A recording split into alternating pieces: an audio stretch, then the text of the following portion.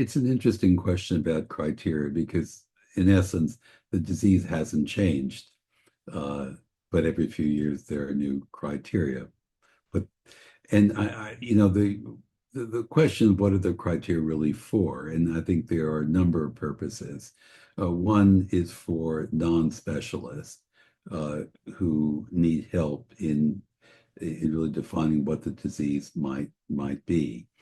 And I think a number of the additions to the new criteria, uh, and part of it's based on new technologies, really has improved the criteria. But I should point out that ultimately, the diagnosis of MS is a pathologic diagnosis. And what we're dealing clinically is adding different measurements that increase the probability of having a correct diagnosis. I think the term definitive, a definite MS should be thrown out because if it's a probabilistic determination, then how could something be definitive if the definitive is by pathology?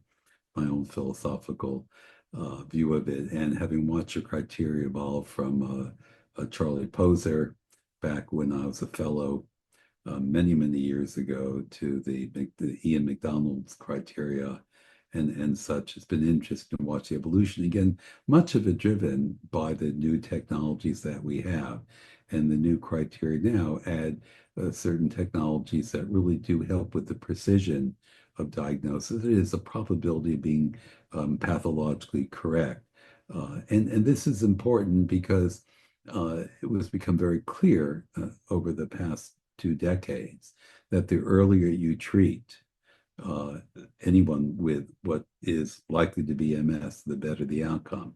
So the earlier one can make a presumed diagnosis, the better. Now, at the Yale MS Center, as my fellows and junior faculty know, I've not been a great fan necessarily of these criteria. We use our own criteria, uh, but we have a lot of experience.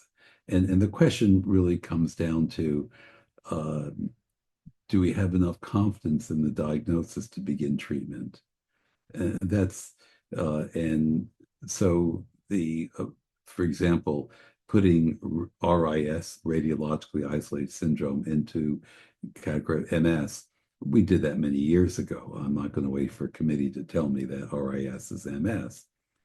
But I think it is helpful to have certain defined criteria. In particular, we've adopted the central vein sign, part of the new criteria, which I think is very useful. And I very much like the idea that if you're under 50, and we've sort of been doing this anyway, if you're in your teens or 20s and have these lesions which look like MS, we're much more competent of a diagnosis uh, than if you're 65 and have lesions in the white matter. So adding an age cutoff to more stringent criteria, I think makes a lot of sense. So I think these are all very, very important issues that have come into being with these new criteria. I would also add one other thing, which I feel um, very strongly about, and I'll just say it up front. I think it's approaches medical malpractice not to do a spinal tap on every patient.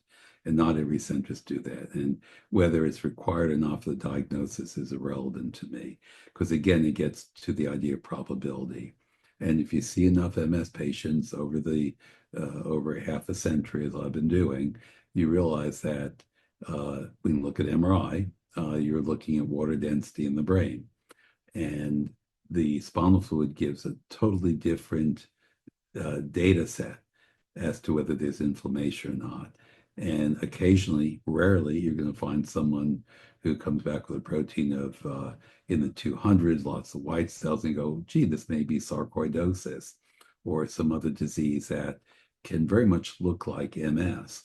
So before exposing someone to what may be decades of therapy, not to do such a benign test, such as a spinal tap, uh, not so much for the diagnosis of MS, but to provide uh, reassurance that it's unlikely to be another disease. And I strongly feel that should be part of the diagnostic workup of every patient.